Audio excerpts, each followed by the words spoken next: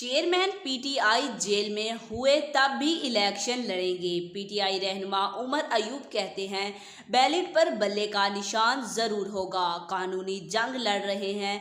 Party chairman jail में हुए तब भी इलेक्शन में हिस्सा लेंगे। पाकिस्तान तहरीक-ए-इंसाफ के सेक्रेटरी जनरल उमर अयूब ने ARY न्यूज़ के प्रोग्राम खबर मेहर बुखारी के साथ में गुफ्तगू करते हुए कहा कि इस वक्त पाकिस्तान की सबसे बड़ी जुमात पाकिस्तान तहरीक-ए-इंसाफ है।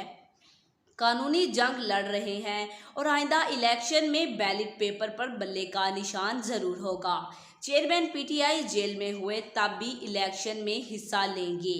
उमर अयूब ने कहा कि चेयरमैन पीटीआई ने कोई ऐसा काम तो नहीं किया जो इतनी सख्तियां की जा रही हैं। इन्हें अपने वकला तक रसाई नहीं दी जा रही, डॉक्टर से मिलने नहीं दिया जा रहा है, तोशाखाना केस में जेल में डाला गया और दहशतगर्दों जैसा सलूक किया जा रहा है।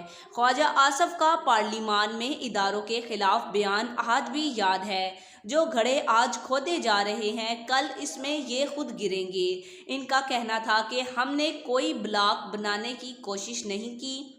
आलमी सतह पर हर मुल्क अपने मुफादात देखता है और हमने भी अपने दौर हुकूमत में कौमी मुफादात को तरजीह दी। आज भी हमें पाकिस्तान का झंडा लहराने से रोका जा रहा है।